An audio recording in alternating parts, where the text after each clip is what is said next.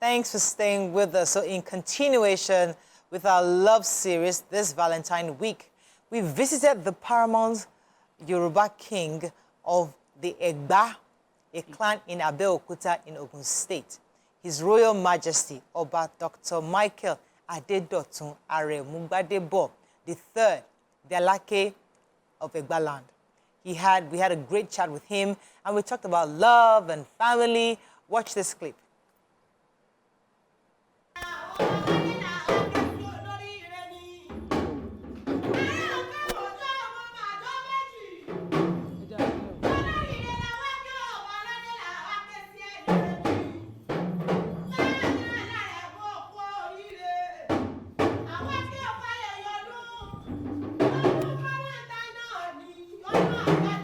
How are you?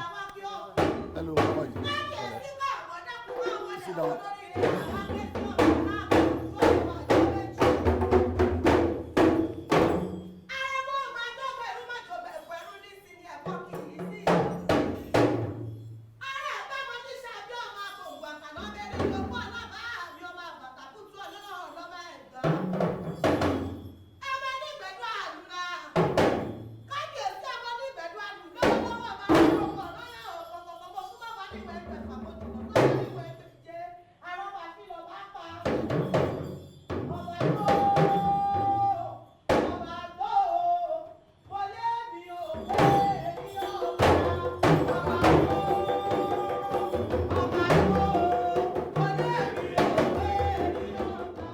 Welcome to our Let's Talk segment. We have our special guest with us. We have Kabiesi, Oba Dr. Michael Adedotun Aremu Gbadebo CFR, the Okukenu the Fourth, and the Alake and the paramount ruler of Egbaland. It's our special guest today. Welcome, Kabiesi. Thank you. Okay, so it's the month of love. It's February, and everybody's discussing marriage, love. And the fact that you've been in marriage for over 50 years, that in itself is a huge accomplishment that many people today cannot boast of for various reasons.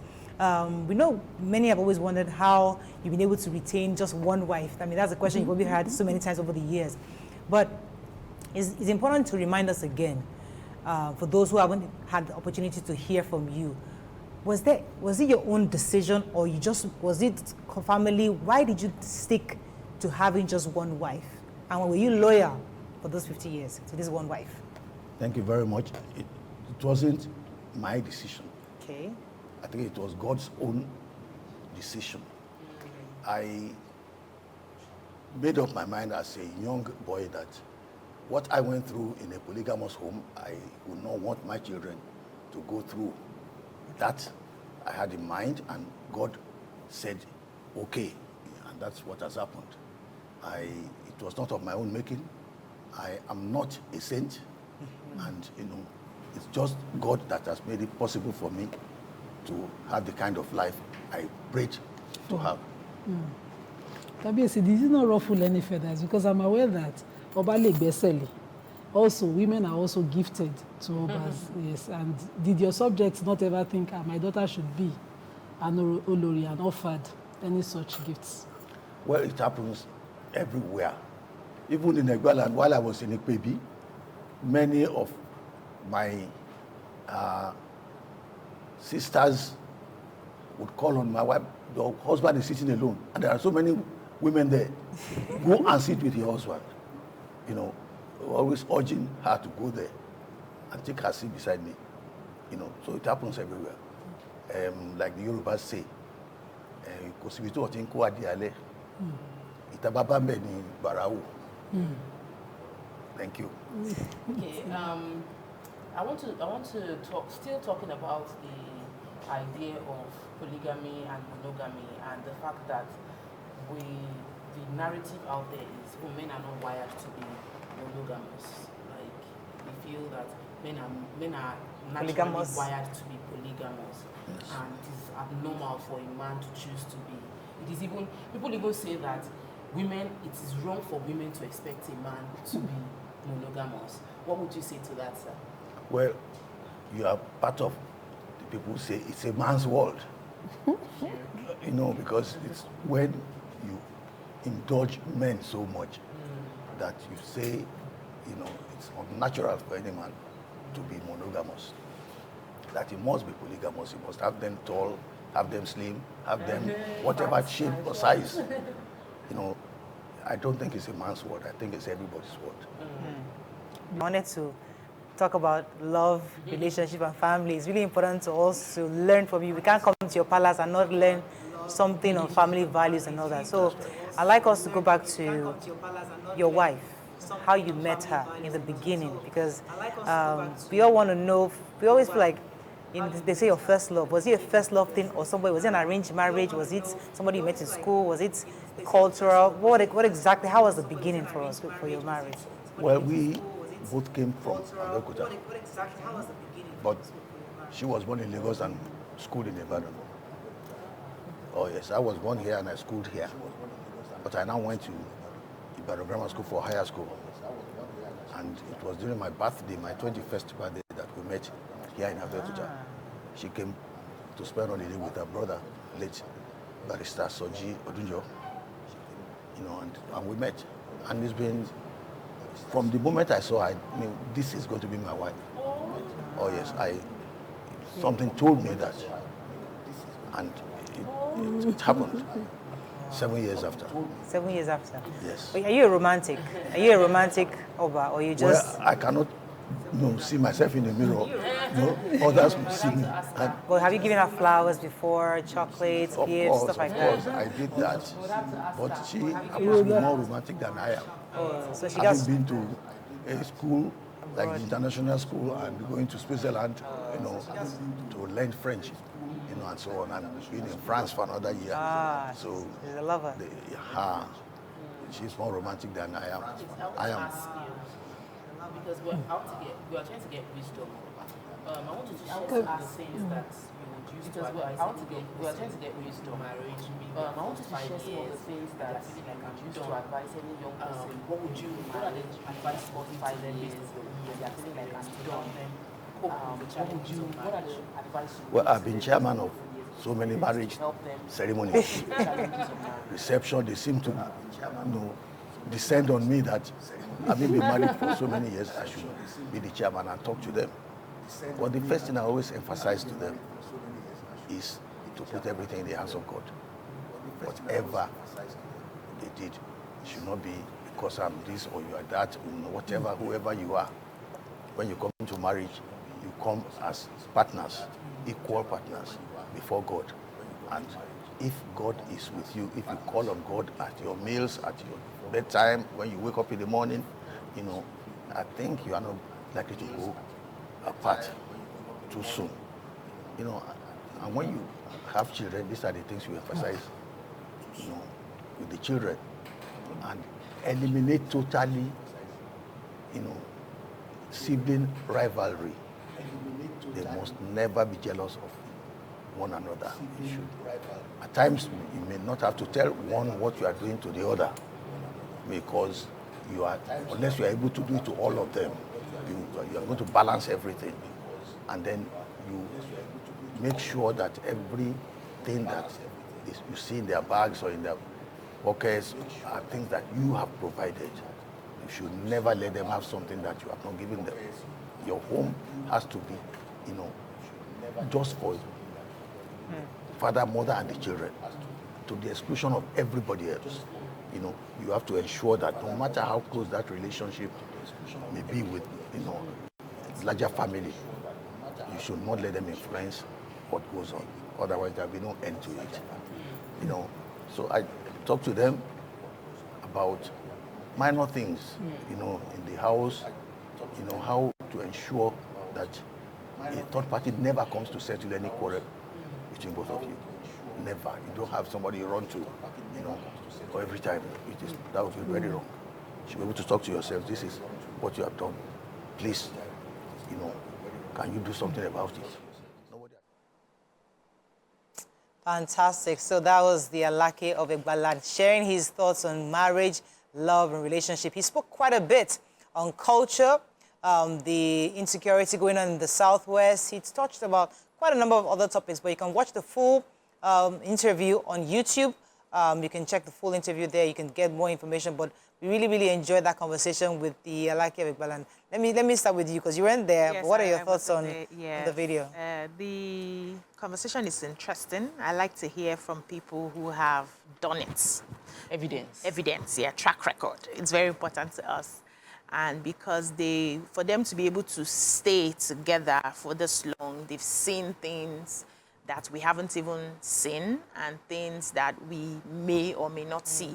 And sometimes when they speak from a broader perspective of, different things that has helped their marriage to be the way it is. And there's something that I just heard now while he was, wrapping up about that your immediate family, that's your nuclear family, is the family that you must have that close-knit relationship with, and externals, the extended family members and other people should not be able to influence what goes on in your marriage. And it's something that I and my husband agreed before we got married that by the grace of God, nobody will ever judge our case. Whatever is going on, we must be able to sit, look at each other and have a conversation. No matter how difficult and how painful that conversation is, we must put ourselves in that position where we are able to say it as it is, and we resolve it from there. And, even last night, we wanted to argue. I just say, Oga, are you planning to marry another wife? He said, no. I'm not planning to marry another. Let's hug now. Tomorrow is Valentine. Don't stress me. It's just things that you agree that keep you going for as long. Something he said that struck me, which I wish we had met the Olori or seen the Olori. We met her before, but she wasn't feeling too well. Would have loved, because he said something that I'm not a saint. And when a man says I'm not a saint, it's a very heavy statement. I'm telling you. It's a statement that can be unpacked in different levels, because the way the wife is seated. So, okay, the man that says I'm not a saint, please, could you give us an idea of what he means by... What does the saint mean? So, because it could mean different things. He's very deliberate about being with his wife. He's saying, I know other men can, claim to be polygamous. It's not something that I can claim to have authority over. Yeah. I'm just deliberately, intentionally where I am. And that's what I heard him confirming. I know my dad had such issues as well. He will tell you I was brought by a polygamist, it's in my blood. But it is a struggle to want to remain in a monogamous marriage. And him being a king, it's not for the lack, would have just been flying up and down. Beautiful women. It is the deliberateness to decision. Also, there was a part that we're dancing out. Maybe just show that for a clip. We actually danced. Me, I danced. Yes. Elijah to dance. What's the concluding part?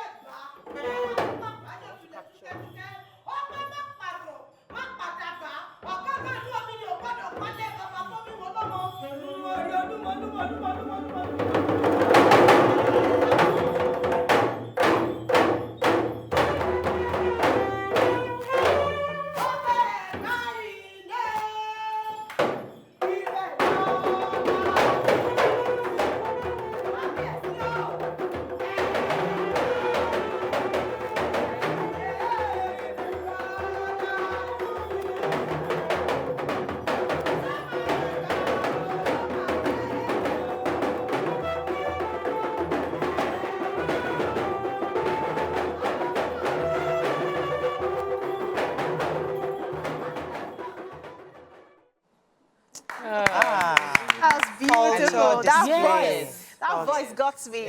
Local, traditional voice, well-honed craft. I have this thing for the local drums. I don't hear them. If I hear them, at my wedding, I promised myself I will behave. But when I heard the Pirori from my place, forget it. I don't want to see it. It was really interesting to witness. Even Otumba Sunday was there. He's a chief. the chief, so that was, he was actually working. It was his duty that to be there for that to be. So for me, he said a lot of things concerning Valentine and concerning love, but I think that what I loved more was what he said concerning culture and how he spoke about the fact that we need to, when we're trying to solve crime, we're trying to solve this anyhowness that we see on social media, it is by imbibing culture into our children, by letting parenting do the work, by letting community do their work. So, because I was calling him out, or the fact that, oh, these Obas, some few Obas got killed a few weeks back and all of that. How do traditional rulers improve security? And he said it starts from people teaching about the culture, people even as little as letting your child not bring what does not belong to the person to the house. Oh. So if we raise our children with the culture, with the values of the community that they represent, and he was talking about Egbaland, that Egba nation, there are Egba people everywhere. There's a museum. Like in the US, there's an Egba museum, and there's a community in Texas, there's a community in the UK as well that have been there for ages, and people should find their roots so that you're not lost. You're not impressed by mindless people that don't have anything. So I think it's fickle things will not impress you because you know where you're from. Absolutely. I love Very that. powerful, because we're taking a parenting class with Praise. And Praise will say, listen, we have to build our own ancestors. We have to tell our children our stories, where you're from. Give them your roots, because then they have identity, they have pride in who they are. So when somebody comes on and tells them something else, they'll share their own story with you. Like, I know who I am. Also, you don't have to grow up. It's very, very crucial. I didn't grow up in Ibi. But you know. I know very well my story, from my ancestry, everything, from my parents telling stories. It's a very important thing to do for family. But let me bring you back to love quickly. Self-love is the bedrock of every kind of love. You have to love yourself. And as we are celebrating all this our Valentine's Day, when we interviewed him, you could see that, of course, he's a king. He carried that presence. But even other people that were there that were not the kings also carried the presence because they knew they said they love themselves. So it's important that if you don't get any love, love yourself. All right, we have to wrap up on this. We have to thank again Royal Hugs. Amazing voice. Thank you so much. They were wonderful. They were the one. They went with us to the King, and also we have to also remember Bless's Art. They did our studio for us. Thank you so much. Lovely. And Valentine's. Let's go on a short break now. Hopefully, we have our couple here with us. Stay with us. We'll be right back.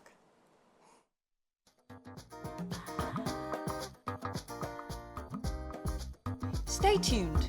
Your View will be right back.